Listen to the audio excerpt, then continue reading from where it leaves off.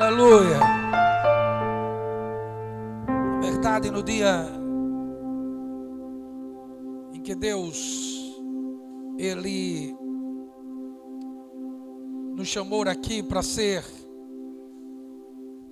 pastor desse ministério aqui, ficamos um tanto surpresos, porque o coração do homem faz plano, mas a resposta certa vem dos lábios do Senhor. E estar aqui com toda ou parte da representação do Campo Pernambuco não deixa de ser um ato profético, porque durante muito tempo estivemos tão próximo geograficamente, mas tão distante, e Deus veio quebrar esse nível de barreira a fim de que possamos estar mais perto geograficamente e espiritualmente. Foi necessário ser levantado este desafio para os pastores pastorearem o campo de Pernambuco. E agora, nas celebrações de aniversário, é interessante que estejamos juntos em um intercâmbio. De hoje a 15 estaremos subindo a Condado para o aniversário da igreja local. Será 23, 24 e 25 de agosto. Então, na próxima semana nós teremos o congresso de casais. E também é uma bênção, porque teremos casais de representando todo o campo. E isso também é um motivo de nos alegrarmos, porque as barreiras têm sido quebradas ao longo do tempo. E pensar que estamos aqui como igreja a nível de estado é uma vitória considerável. E Deus tem falado muito nesses dias, queridos, sobre discipulado, discípulo, fazer discípulo. E a igreja, ela não tem sido eficiente neste quesito. A igreja, ao longo da sua história, ela foi formada e desafiada a um imperativo da parte de Jesus para fazer discípulo. Só que ao longo da história da igreja, não digo da igreja local, mas da igreja de uma forma em geral, não temos sido eficientes a essa ordenância do Senhor Jesus. Por que não temos sido eficientes? Porque quando você olha a história das igrejas locais, você vê que a membresia que talvez se instituiu no tempo da formação da igreja, ela não se perpetua, ela se dissipa, ela se dilapida, ela não tem uma coesão, ela não tem uma linha de crescimento, porque há ineficiência na formação do discípulo. E hoje Deus nos chama para um tempo de uma convocação. Deus, Ele nos desafia e Ele faz um chamado à Igreja Nacional do Senhor Jesus Cristo em Pernambuco a fazer discípulo. Porque se conseguirmos sermos eficientes nesse quesito, certamente iremos deixar uma geração, iremos deixar um legado em que você vai olhar para trás e vai ver pessoas que verdadeiramente fizeram um pacto, uma aliança, independente de quem esteja pastoreando, ela estará firme dentro do seu propósito, porque ela é discípulo. E em Mateus capítulo 28, versículo 19 e 20, vem um chamado da parte de Jesus para que os discípulos formassem discípulos, eles reproduzissem aquilo que Jesus fincou no caráter daqueles 12. Discípulo é aquele cuja vida traz as marcas do mestre. Para isso, precisamos entender que fomos chamados, segundo essa palavra de Pedro, capítulo 2, versículo 21, por isso vocês foram chamados, pois também Cristo sofreu no lugar de vocês, deixando-lhes exemplo para que sigam os seus passos. Então, qual é o exemplo que temos que seguir de Cristo? Fazer discípulo. Se Ele fez discípulo, se Ele deixou um legado de discípulos, precisamos seguir o seu exemplo, reproduzindo os seus ensinamentos. E Ele diz disse naquela que ficou conhecida como a chamada Grande Comissão: portanto, vão e faça discípulos de todas as nações, batizando-o em nome do Pai, do Filho e do Espírito Santo, ensinando-os a obedecer a tudo que eu lhe ordenei, e eu estarei sempre com vocês até os fins dos tempos. Vamos ver se você consegue ler isso aqui conosco, todo mundo junto, vamos lá? Portanto, vão.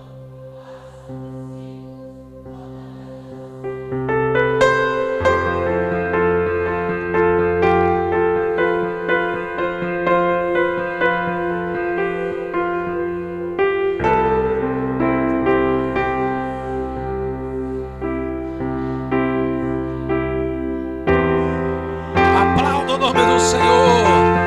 Oh, aleluia. Glória a Deus. E aí, queridos, o Espírito começou a me falar. Até porque o tema, um chamado a fazer discípulo, é o tema do aniversário da igreja da Madalena, é o tema do aniversário da igreja de Condado, e será o tema do aniversário da igreja em Casa Amarela em outubro. Então é um chamado para o campo Pernambuco a fazer aquilo que Jesus nos ordenou a fazer. E precisamos aprender que nesta orientação que Jesus deixou, Ele deu uma ordem. Diga ordem. A ordem está relacionada com um imperativo. Ele disse àquela que ficou conhecida como a Grande Comissão: vocês têm que irem e fazer discípulo. Ir e fazer discípulo é uma tarefa que exige confiança, cumplicidade, obediência. Exige uma série de fatores para a obediência dessa ordem de Jesus. E a apóstola diz que os discípulos, eles se arranham, mas não se separam. O discípulo não recua no seu chamado. O discípulo não é aquele que diz: não, eu tenho um chamado para aqui, Deus me chamou para essa obra, eu tenho um pacto com essa obra. E com o passar do tempo, ele esquece do que ele falou e volta atrás. Isso não é discípulo. Discípulo é aquele cuja vida do Mestre Jesus reproduz na vida dele. Suas atitudes, o seu caráter, a sua personalidade, todo o seu ser é tomado por iniciativas de cumprir a ordem que ele recebeu do Mestre Jesus, que é ir e reproduzir aquilo que ele recebeu. Isso é ser discípulo. Não existe discípulo sem compromisso. Não pode se chamar alguém de discípulo se ele não tem uma aliança. E quando Jesus deu essa ordem, ela ecoa até hoje para nós. Eu preciso ir e fazer discípulo. E de que maneira? O texto diz: através do batismo, sim, porque todos os cristãos daquela época, eles eram conhecidos como cristãos através do batismo nas águas. E também Jesus disse: façam discípulos ensinando. Por isso que se exige disciplina, exige vontade de querer fazer discípulo, porque o ensino exige algo do discipulador, e em contrapartida exige também algo daqueles que estão sendo discipulados. Mas é só através do ensino que uma mensagem, que um projeto, que uma ideia, ela consegue ser estabelecida. Isso não pode ser superficial, tem que ser algo profundo. E por isso que Jesus disse: olha, é necessário vocês, nesta formação de discípulos, ensinarem tudo aquilo que eu passei para vocês. E qual era a garantia da eficiência desse discipulado? Primeiro, o respaldo por aquele que tem todo o poder. Veja, Jesus disse: todo o poder foi me dado nos céus e na terra. Eu estou debaixo de uma unção de poder. Em função disso, eu quero que vocês caminhem nessa terra, fazendo discípulos, ensinando-os tudo aquilo que eu passei para vocês. O respaldo que eu estou dando a vocês é o poder que está na minha vida. Eu tenho poder para delegar isso para vocês. O segundo aspecto que nos garante êxito nesta formação de discípulo é a presença daquele que nos deu o comissionamento, a presença dele conosco perpetuamente. Então, no momento que eu estarei fazendo discípulo, eu não estou só. Ainda que você vai sentir resistência, ainda que você vai sentir agudez no processo de formação de um discípulo, você tem que ter no seu coração essa garantia. Primeiro, o respaldo daquele que lhe chamou. Segundo, a presença dele em todo o processo de formação de novos discípulos. Então, a partir daí você já vai com força. A partir daí você já começa a entender que vai ter uma segurança da parte daquele que lhe chamou, para que aquilo que você for fazer tenha eficiência. E o discípulo, ele vai reproduzir outros discípulos, e na vida dele vai ser mostrada algumas marcas. Sim, o discípulo ele tem que ser identificado por marcas, por qualificações nas suas ações.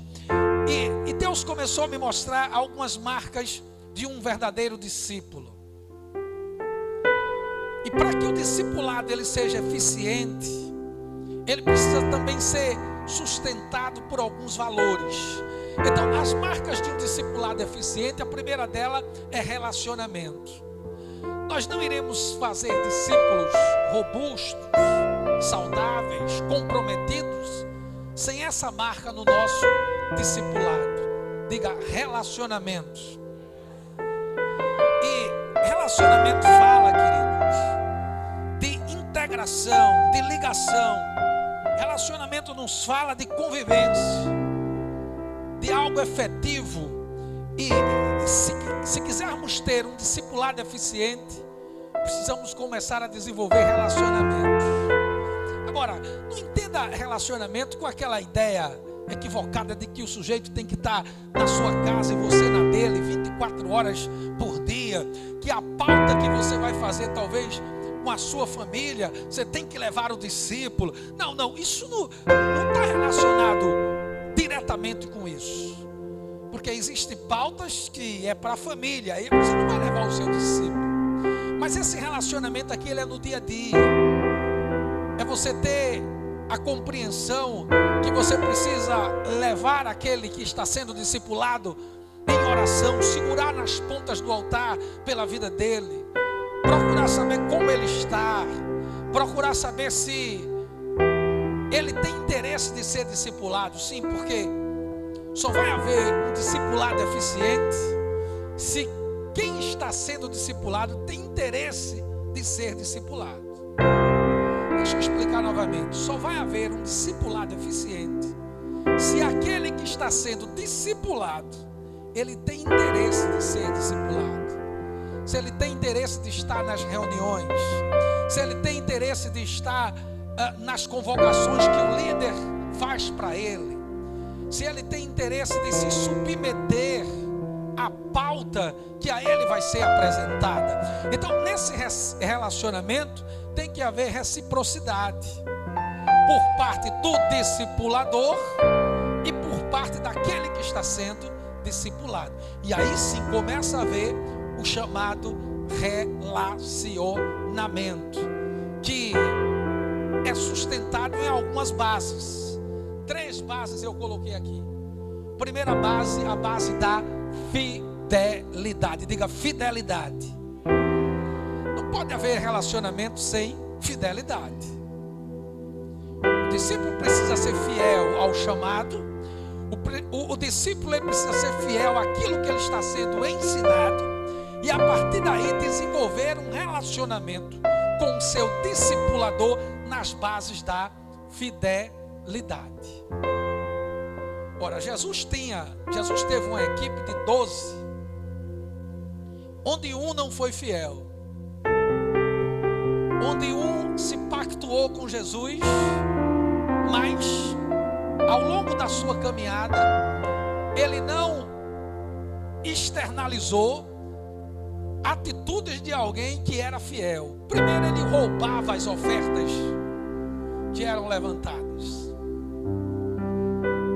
Posteriormente, ele traiu Jesus com um beijo na face, e por uma pequena quantia em dinheiro.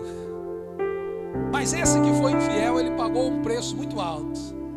Ele terminou pendurado por uma corda e suicidou-se. Ele atentou contra a sua própria vida, porque não foi fiel. Então, Jesus, no seu processo de discipulado, ele conviveu com infiéis. E muitas vezes, quando você está discipulando alguém e se depara com sinais de infidelidade, não se desespere e não ache que isso só acontece com você. Aconteceu com Jesus. Mas entenda, o discípulo que ele é fiel, ele se deixa ser discipulado.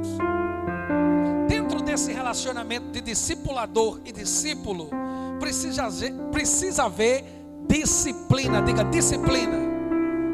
Disciplina é a obediência. Não teremos um discipulado eficaz sem disciplina. Não vai haver discípulos robustos e comprometidos indisciplinados. Então veja que é sempre algo que parte do discipulador, mas também que vai exigir algo do discípulo. Então, neste relacionamento de formação de discípulos, tem que haver fidelidade e tem que haver disciplina. Em terceiro lugar, precisa haver amor à missão. Sim, porque quando você está formando um discípulo, ele tem que já incorporar a missão que está sendo passada para ele, que é formar outros discípulos. E dentro dessa missão, você precisa estar envolvida com ela com amor, com comprometimento, com amor à causa que foi colocada nas suas mãos, de fazer outros discípulos. É preciso, querido, ser dentro desse processo modelo. Diga modelo. Paulo, quando estava discipulando Timóteo, ele disse: Timóteo, você precisa ser um exemplo para os fiéis. Ou seja, você precisa ser o padrão, o modelo, o paradigma. Em que aspectos, Timóteo? Na palavra, na conduta, que são os procedimentos, no amor, na fé e na pureza. Se o discípulo não for o modelo nestes quesitos, ele não será discípulo. O discípulo, ele tem que ser padrão, ele tem que ser modelo na palavra, ele tem que conhecer Bíblia, ele tem que conhecer aquilo pelo qual o levou a ser chamado a ser discípulo. Ele precisa ter uma conduta ilibada, ele precisa ter procedimentos de um verdadeiro discípulo, ele precisa ter amor à causa que ele abraçou, ele precisa ser uma pessoa de fé, e ele precisa andar na contramão de tudo aquilo que é impuro, de tudo aquilo que é nocivo, de tudo aquilo que vem a macular o seu relacionamento com Deus. Isso é ser discípulo. Então, na formação do discipulado, tanto aquele que está discipulando como aquele que está sendo discipulado, ele precisa se enquadrar neste modelo. No modelo de fé, no modelo de pureza, no modelo de procedimento, no modelo de amor, no modelo do manusear e de conhecer a palavra. Precisa ser disciplinado na leitura da palavra. Isto é ser formado como um discípulo. Se a pessoa não é um padrão, se a pessoa não é um testemunho, ela não é um discípulo. Agora, temos um grande desafio, queridos. O grande desafio é encontrar pessoas que estejam dispostas a reproduzir o caráter de Cristo em outras pessoas. Seria talvez a maior demanda no meio das igrejas. Cada um incorporar esse desafio de dizer: não, eu vou reproduzir o que eu tenho aprendido para outras pessoas. Perceba que o discípulo, ele incorpora uma missão. Então não é por qualquer embate, não é por qualquer situação que o desagrada, ele não pode virar as costas ante o chamado que ele recebeu. Se ele vira as costas, ele nunca foi discípulo. Ele era talvez um seguidor, enquanto interessava a ele, ou enquanto ele não recebeu um questionamento, enquanto não foi confrontado, ele estava ali. Mas no momento do confronto, no momento das crises, por não ser discípulo, ele vira as costas. Essa é a razão, queridos, de tantas pessoas hoje, por qualquer motivo, vira as costas e lança a mão do ministério que recebeu. Ora, você recebeu o ministério de quem? Não foi de Deus? Então você tem que servir a Deus independente de quem esteja à frente da tropa. Se a pessoa diz que recebeu o ministério de Deus, mas se o comando da tropa é mudado e ele recua, ele não é discípulo. Aliás, ele nunca foi discípulo, ele era adesista. Talvez ele era simpático ao comandante, e quando foi mudado o comandante, ele virou e se acabrunhou e não cumpre o seu papel pelo qual ele foi chamado. Você está compreendendo? O grande desafio é encontrar pessoas que reproduzam o caráter de Cristo em outras pessoas. O discípulo, ele tem um comprometimento primeiro com o reino. O reino é o compromisso central de um discípulo. Mas em segundo lugar, ele tem um compromisso com a igreja local. E aí a gente precisa trazer uma orientação pastoral ante todo um conceito de novidade que tem surgido aí, onde se diz Deus sim, igreja não. Como crescer em comunidade isolado, queridos? Como é possível crescer em comunidade longe da comunidade? Isso é impossível. Então esse ensino, ele é falso. A igreja, ela passou a existir sob um comando do Senhor Jesus. Pedro, tu és pedra, e sobre esta pedra que sou eu, tu irás edificar a minha igreja. E ali a expressão é eclésia ou eclesia, é uma assembleia de santos reunidos para adorar o Senhor dos Senhores. E aí surgiu as igrejas em Éfeso, a igreja em Roma, a igreja na cidade de Colossos, a igreja na cidade de Filipos, a igreja entre os hebreus, as igrejas da Galácia, as igrejas em Tessalônica, a igreja na cidade de Colossos, a igreja em Esmirna, a igreja em Tiatira, a igreja em Filadélfia, a igreja em Sardes, a igreja em Pérgamo, a igreja em Laodiceia. A igreja, ela é um corpo que se reúne para adorar ao Senhor. É a Assembleia dos Santos que se reúne. Então, se você é um discípulo, em primeiro lugar você tem que ser fiel a Deus, ao seu chamado, e fiel à sua igreja local, a igreja que você congrega. Não se pode ser discípulo achando, eu sou fiel a Deus, o meu compromisso é só com Deus. Sim, e a igreja local que você foi chamado, e o corpo que você foi inserido, e o pacto de fidelidade, e o pacto de relacionamento. E se não tivermos cuidado com essa moda, com essa novidade que está surgindo aí, surge um ecumenismo que não é bíblico,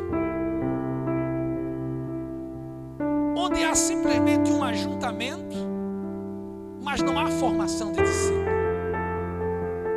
Se ganha e simplesmente diz, procura uma igreja próxima da sua casa. Isso não é fazer discípulo. Dentro da estrutura da visão celular, nós temos alguns pilares, que é o ganhar.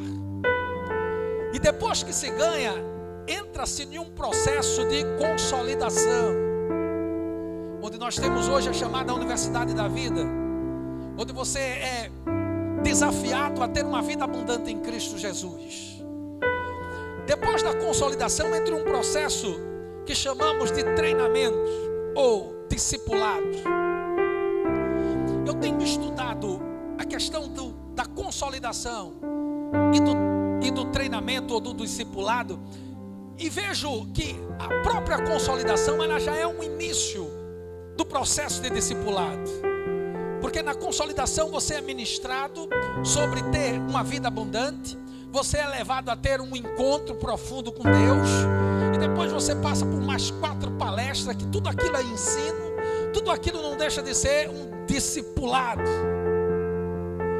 E quando entramos no chamado treinamento, aí vem a capacitação destino, onde 6 módulos você se expõe para que o caráter da noiva de Cristo seja impregnado na sua mente. E a partir daí você é enviado a fazer o quê? Outros discípulos. Então eu penso que se a pessoa ela passa por todo esse processo, ela não vai se tornar um adesista, ela vai se tornar um discípulo. Por isso que é importante você passar pelos pilares daquilo que a igreja local oferece, para que você entenda o que é ser discípulo. Nós temos um material espetacular, com 27 lições, que se chama o discipulado pastoral. Ali está toda a eclesiologia da igreja, ali está todo o material da ferramenta doutrinária da igreja. E todo discípulo precisa se expor a esse material, para ele entender aonde ele está inserido. Porque, querido, o advento da internet, ele trouxe muita coisa boa, mas tem pessoas que acham que podem ser discipuladas e ser formada discípulo pelos cultos online, pelos cultos dos grandes pregadores. Isso não forma discípulo, queridos. O discipulado exige relacionamento. Você precisa estar inserido numa célula para você se relacionar com outras pessoas. Você precisa estar nos cultos de doutrina para ser doutrinado. Você precisa estar nos cultos para ser ensinado. E assim você vai ser um discípulo. É muito bom ser abençoado por esses homens de Deus, essas mulheres tremendamente usadas pelo Senhor, que estão aí na mídia, tremendos. Mas aquilo não vai formar em você um caráter de um discípulo. Por isso que tem muitos cristãos crescendo sem identidade. Você conversa, não sabe o que é novo nascimento, não sabe o que é santidade, não sabe o que é vida no altar, porque ele se expõe a uma eclesiologia que ali pode uma coisa, acolá pode outra, lá na frente pode outra coisa, e ele não sabe verdadeiramente aonde ele está inserido como igreja, como corpo. Sim, porque ele vai se expor a um pregador que diz, não, pode tomar cerveja à vontade e vir para a igreja, não tem nenhum problema. Ele vai se expor a outro que vai dizer, não tem problema, você pode visitar os lugares aí, ter sua vida e depois vir para a igreja e nada. Você vai se expor a outro que vai dizer, não, dízimo é coisa da lei. Você não precisa ser um dizimista. Aí você escuta aquilo ali. Depois vai para outro canto, você pode tatuar todo o seu corpo, pode botar largador, pode botar pince, pode botar tudo. Pastor, mas o pastor fulano de tal ensinou isso, eu vi lá. Mas você precisa conhecer o que é que rege os princípios doutrinários da sua igreja, porque você é discípulo de uma igreja local.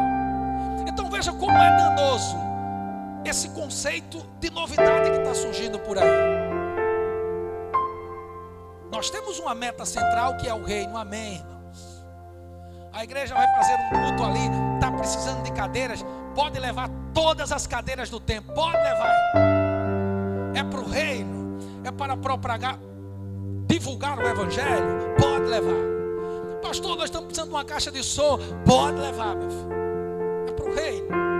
Temos uma visão ampla de reino, mas não podemos esquecer do nosso chamado como igreja. Nós não podemos esquecer desses princípios que uma mulher incorporou no seu espírito para ser propagado e divulgado. Nós temos um legado como igreja local. Nós temos um chamado para desenvolver essas etapas na nossa vida. Você precisa entender o que é a força aérea. Você precisa se expor aos materiais da nossa apóstola. Eu sei que muitos só vão dar valor a tudo isso quando a apóstola for levada ao céu. quando Deus a chamar. Mas você precisa entender o que é que ela prega. Qual é o conceito teológico da nossa líder? Sim, eu vou ter que seguir o que ela diz, respeitando quem pensa diferente, mas eu tenho uma liderança. Eu sou discípulo do Senhor Jesus Cristo e milito no reino, servindo ao reino de Deus no ministério da apóstola Valdice Milhomes Coelho. Porque eu fiz uma aliança para isso. Eu tenho um pacto com Deus e com a minha liderança. Então, quando eu for encontrar pessoas para reproduzir nela o caráter de Cristo, eu tenho que entender que eu faço parte de um corpo, de uma igreja local. Eu tenho que ter um nível de comprometimento. Aí vem aquele princípio de relacionamento na fidelidade, no pacto. E aí seremos uma geração de discípulos, queridos. Porque o que a gente se vê aí não são discípulos. Há muitas adesões. Porque o adesista, ele quando é contrariado, ele vira as costas. O discípulo, quando ele é contrariado, ele chora. Estou aqui, pastor. O discípulo, quando ele é confrontado, ele diz: pastor, está doendo, mas eu não recuo. O discípulo, quando ele recebe um comando e talvez ele nem entenda: pastor, conte comigo. Isso é ser discípulo. Ser discípulo é não fugir de Jerusalém em meio às perseguições. E Jesus disse: olha, vocês não devem fugir de Jerusalém, porque do alto vocês serão revestidos de poder. Aí 2 vai-se embora para Emaús. E Jesus aparece para ele e diz: ó, nécio e tardio de coração. Ele não disse que teria que passar por tudo aquilo que ele passou. Jesus até então não tinha se identificado para os 2 que estavam fugindo. Mas ele não ensinou que deveria padecer e sofrer por tudo isso. Que vocês estão fugindo? Ele aparece para 10 e Tomé não estava lá. E quando os 10 disseram: olha, o Senhor Jesus apareceu aqui, Tomé disse: se eu não ver, se eu não tocar, eu não creio. Aí 8 dias depois Jesus aparece e Tomé está lá. Ah, Senhor Deus, meu Senhor, Senhor meu. Aí disse: porque você está vendo, crê. Bem-aventurados, Tomé, aquele que não viram e creram. Não seja incrédulo, Tomé, mas crente. Não seja adesista, mas seja discípulo, Tomé. Ele disse que quando ressuscitasse, iria aparecer na Galileia. E quando ele aparece, uns adoram e outros duvidam.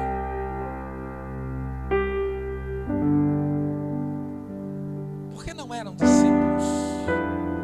Em meio às ameaças, em meio aos confrontos, os discípulos ficaram em Jerusalém. Muitos recuaram, muitos deixaram de seguir Jesus.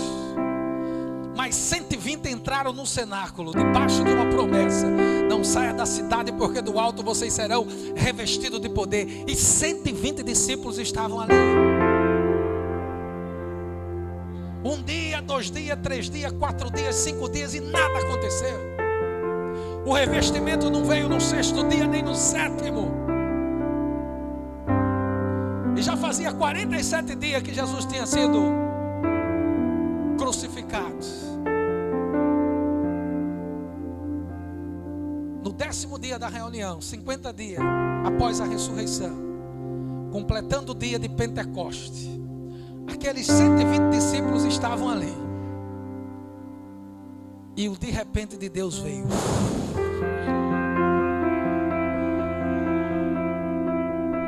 Um som como de um vento impetuoso tomou todo aquele lugar. E foram vistas entre eles línguas repartidas como de fogo. Os discípulos provaram daquilo ali. A igreja que começou com 120, agora estava provando de um sobrenatural e de um revestimento, porque ficou no seu lugar em Deus. Não vai haver revestimento, querido, se você sair do seu lugar em Deus.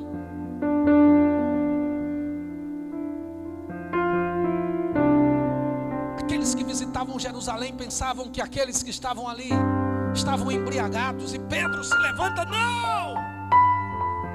É início do dia, eles não estão embriagados, mas estão tomados pelo poder do Senhor. Se cumpre aqui a profecia de Joel. E Pedro faz um sermão arrebatador, e aqueles 120 tornam-se quase 3.000. Quase 3.000 se convertem depois daquele sermão de Pedro, porque eles ficaram no seu lugar.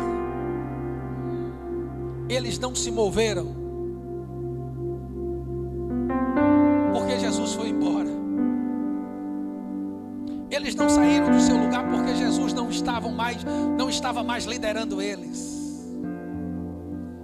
Eles não resistiram à liderança de Pedro.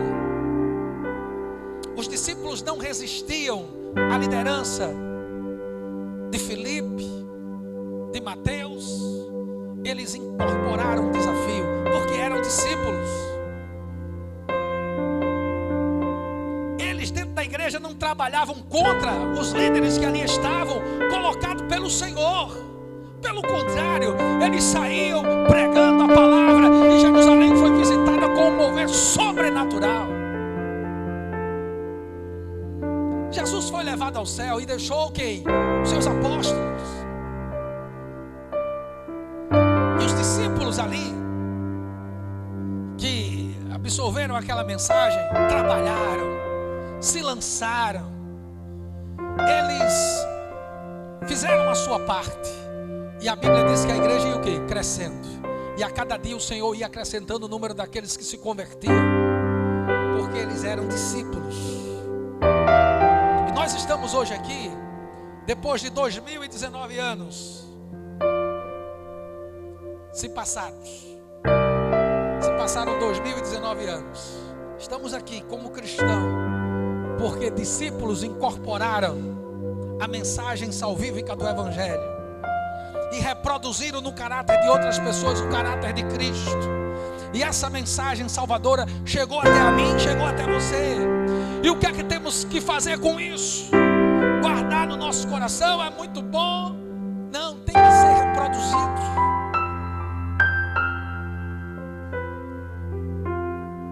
Cada arraial tem um compromisso com o lugar que Deus colocou ele ali. Esse arraial de Madalena tem um compromisso com cada vida ao redor dele. Está construindo agora mais um apartamento junto dessa igreja. Deus há de cobrar, meu irmão, de cada integrante desse ministério.